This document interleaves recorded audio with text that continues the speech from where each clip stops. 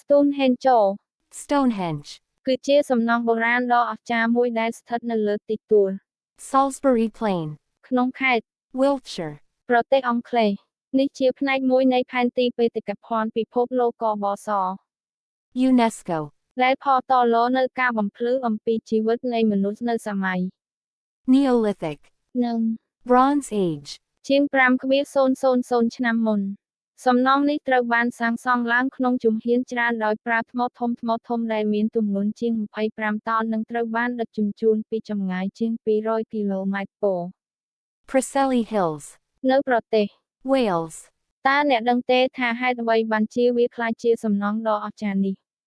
សូមអានបន្តដើម្បីស្វែងយល់អំពីប្រវត្តិនិងអត្ថន័យដ៏ស័ក្តិសមនៃសំណង់នេះដំណាក់កាលសាងសង់ប្រវត្តិ Stonehenge ចាប់ផ្ដើមមកនៅជុំវិញឆ្នាំ3100មុនគ្រិស្តសករាជ BCE ជាមួយនឹងការរដាក់ពង្រាយផែនទីដីដ៏ធំមួយដែលមានច្រកចូលទៅខាងជើងកើតនិងខាងត្បូងនៅក្នុងដំណាក់កាលនេះមនុស្សបានប្រើឧបករណ៍ធ្វើពីស្នាយកការពោពីផ្ទៃដីដើម្បីជីករនតរោដែលមានជម្រៅប្រមាណ6 ហ្វីតនិងបង្កើតជាកំណាត់ដីជុំវិញដែលមានផ្ទៃផ្នែក360 ហ្វីតចំណុចគួរឲ្យចាប់អារម្មណ៍គឺថានៅក្នុងតំបន់នេះមានប្រឡាយ56ដែលហៅថា Aubrey Holes ដែលអាចជាកន្លែងដាក់ឈើឬថ្មតូចៗនៅដំណាក់កាលដំបូងនៅជុំវិញ Channel A3000 BCE សំណង់នេះបានប្រើជាកន្លែងបញ្ចុះសពដុតដែលជាការបញ្ជាក់ថាវាជាកន្លែងសក្ការៈសំខាន់មួយនៅដំណាក់កាលទី2ជុំវិញ BCE ពួកអ្នកសាងសង់បានបន្ថែមថ្ម Bluestones ដែលមានទម្ងន់ប្រមាណ4តោននិងត្រូវបានដឹកមកពោ Preseli Hills ណូ Wales ដែលមានចម្ងាយប្រមាណ220គីឡូម៉ែត្រថ្មទាំងនេះត្រូវបានរៀបចំជាងជុំវិញនិងបានប្រើជាកន្លែងបញ្ចុះសពបន្តទៀតដំណាក់កាលទី3ជុំវិញ BCE ជាពេលដែលសំណង់នេះក្លាយជាទីតាំងដ៏ធំធេងជាងមុនដោយប្រើថ្ម Sarsen ដែលមានទម្ងន់ប្រមាណ25តោននិងត្រូវបានដឹកមកពោ Marlborough Downs ដែលមានចម្ងាយប្រមាណ30គីឡូម៉ែត្រថ្មទាំងនេះត្រូវបានរៀបចំជាងធំមួយនឹង Trilithons ដែលជាសំណង់3ដុំដែលភ្ជាប់គ្នាដោយរចនាប័ទ្ម Mortise and Tenon ដែលជាវិធីសាស្ត្រដ៏ទំនើបសម្រាប់សម័យនោះនៅដំណាក់កាលក្រោយៗមានការកែលម្អបន្ថែមទៀតដូចជាការរៀបចំថ្មឲ្យមានលំដាប់លំដោយច្បាស់លាស់ជាងមុននិងការបន្ថែមផែនទីដីជុំវិញដើម្បីបង្កើនសោភ័ណភាពការស្រាវជ្រាវថ្មីបានបង្ហាញថាពួកអ្នកសាងសង់បានប្រើបច្ចេកទេសខ្លះដែលមានលក្ខណៈវិទ្យាសាស្ត្រដ៏ស្មុគស្មាញដូចជាការគណនាទីតាំងដើម្បីឲ្យស្របនឹងចលនាព្រះអាទិត្យដែលជាការបញ្ជាក់ថាពួកគេមានចំណេះដឹងខាងផ្នែកផ្កាយវិទ្យាដ៏ខ្លាំងក្លា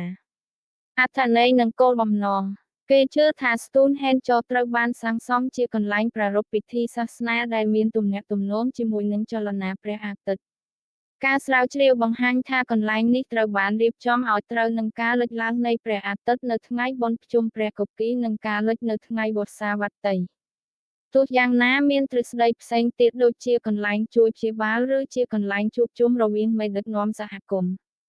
ការរកឃើញសពជាច្រើននៅក្នុងតំបន់នេះបញ្ជាក់ថាវាក៏ជាកន្លែងបញ្ចុះសពផងដែរមានការសន្និដ្ឋានថាសំណង់នេះអាចជាកន្លែងបញ្ជាក់ពីអំណាចនៃសហគមន៍ឬជាកន្លែងសម្រាប់ការប្រារព្ធពិធីដ៏ធំធេងដើម្បីសុំឲ្យមានផលដ៏ល្អនៅក្នុងការប្រមូលផលកសិកម្មការសិក្សាពីផែនទីដីជុំវិញបានបង្ហាញថាវាមានទំនាក់ទំនងជាមួយនឹងតូនឡូ Avon ដែលជាប្រភពទឹកសំខាន់ដែលអាចមានន័យថាវាជាកន្លែងផ្សារភ្ជាប់ខាងវិញ្ញាណនិងធម្មជាតិការប្រែប្រួលក្នុងប្រវត្តិនៅសម័យកណតាឡា Stonehenge ត្រូវបានគេស្គាល់ថាជាកន្លែងដ៏អស្ចារ្យមួយហើយនៅសតវត្សទី19វាបានទាក់ទាញអ្នកទេសចរជាច្រើននៅឆ្នាំ1915វាត្រូវបានទិញដោយ Cecil Chubb ដែលបានផតឡូឲ្យជាតិអង់គ្លេសនៅឆ្នាំ1918នៅសម័យទំនើបវាបានក្លាយជាកន្លែងប្រារព្ធពិត Neo-Druid និង New Age ដែលមានអ្នកចូលរួមជាង30,000នាក់នៅថ្ងៃបុណ្យភ្ជុំព្រះកុកីនៅក្នុងសតវត្សទី20មានការស្រាវជ្រាវជាច្រើនដើម្បីស្វែងយល់អំពីបច្ចេកទេសដែលប្រើក្នុងការសាងសង់និងការព្យាករណ៍អំពីអនាគតនៃសំណង់នេះ ការស្តាររឡើងវិញនៅឆ្នាំ1958បានជួយឲ្យថ្មមួយចំនួនត្រឡប់ទៅស្ថានភាពដើមប៉ុន្តែការងារនេះក៏បានបង្កភាពចម្រូងចម្រាសផងដែរដោយមានការរិះគន់ពីអ្នកអភិរក្សថាវាប៉ះពាល់ដល់ភាពសមរម្យដើម ផលប៉ះពាល់នៅសម័យបច្ចុប្បន្នថ្ងៃនេះ Stonehenge ជាកន្លែងទាក់ទាញអ្នកទេសចរប្រមាណ1លាននាក់ក្នុងមួយឆ្នាំវាបានបង្រៀនយើងអំពីសមត្ថភាពនិងភាពច្នៃប្រឌិតរបស់មនុស្សបុរាណវាក៏ជំរុញឲ្យមានការស្រាវជ្រាវបន្ថែមនិងការអភិរក្សសំណង់នេះសម្រាប់របបថ្មីចុច Subscribe. ដើម្បីទទួលព័ត៌មានបន្ថែមសួរខ្ញុំប្រសិនបើអ្នកចង់មើលរូបភាពការវិភាគបន្ថែម Stonehenge មិនត្រឹមតែជាសំណង់ប៉ុណ្ណោះទេវាជាផ្នែកមួយនៃប្រព័ន្ធធំមួយដែលរួមបញ្ចូលនឹងផែនទីដីនិងផ្លូវដែលភ្ជាប់ទៅនឹងតំបន់ជុំវិញការស្រាវជ្រាវថ្មីបានរកឃើញថាមានផ្លូវខាងក្រោមដែលភ្ជាប់ទៅនឹងតូនឡូ Avon. ដែលបង្ហាញថាវាអាចជាផ្នែកនៃប្រព័ន្ធវិញ្ញាណដ៏ស្មុគស្មាញការសិក្សានេះបានបើកផ្លាកថ្មីនៃការយល់ដឹងអំពីសំណង់នេះសេចក្តីសន្និដ្ឋាន Stonehenge មិនមែនជាក្រុមការធម្មជាតិទេប៉ុន្តែជាភស្តុតាងនៃការរខិតខំប្រឹងប្រែងរបស់មនុស្សនៅសម័យបុរាណវាបន្តជួយឲ្យយើងយល់ដឹងអំពីអតីតកាលនិងជំរុញការស្រាវជ្រាវបន្តទៀតចុច Subscribe. ដើម្បីទទួលព័ត៌មានបន្ថែម